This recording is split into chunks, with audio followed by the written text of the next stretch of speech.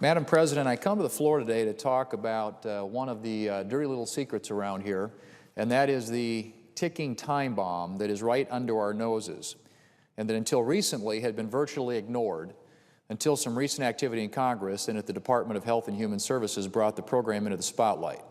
That time bomb is the CLASS Act. It's a program that was created, a long-term care entitlement program created by the health care reform law.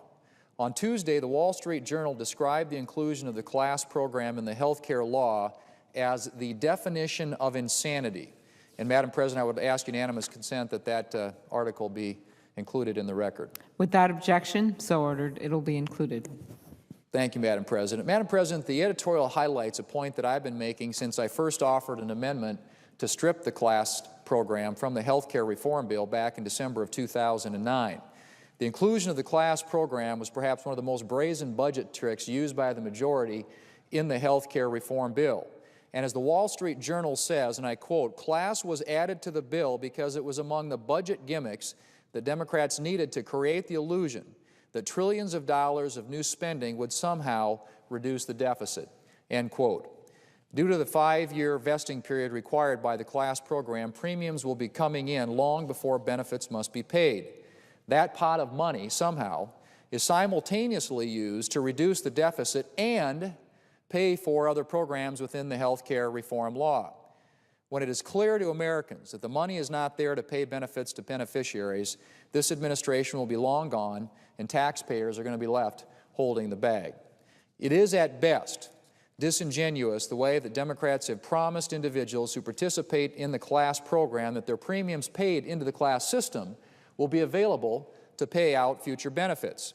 Now, when I asked Secretary Sebelius about this program earlier this year in a Senate Finance Committee hearing, she called the program, and I quote, "totally unsustainable," end quote. But HHS continued to push forward toward implementation, asserting that they had the authority to make changes in the program.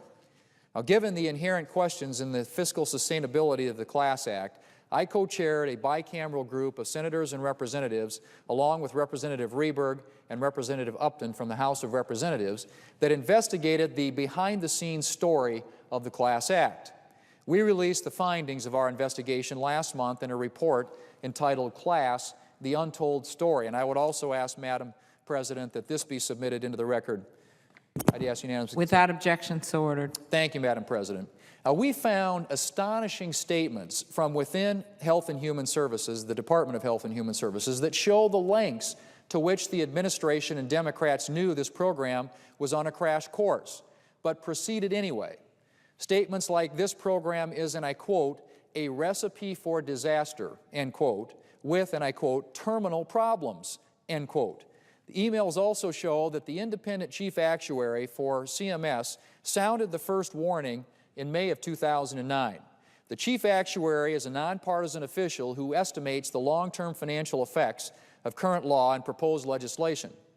And this was his estimate of this was in 2009. He wrote to the HHS officials, some of whom were working directly with the Senate Democrats, saying, and I quote, "at first glance, this proposal doesn't look workable," end quote.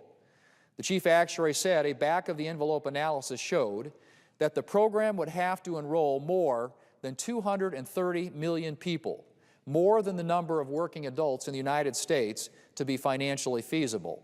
Now, a few months later, the chief actuary was more assertive in his comments. In July of 2009, after reviewing the latest information from Senate Democrats, he wrote HHS officials, and again, I quote, "36 years of actuarial experience lead me to believe that this program would collapse in short order and require significant federal subsidies to continue," end quote.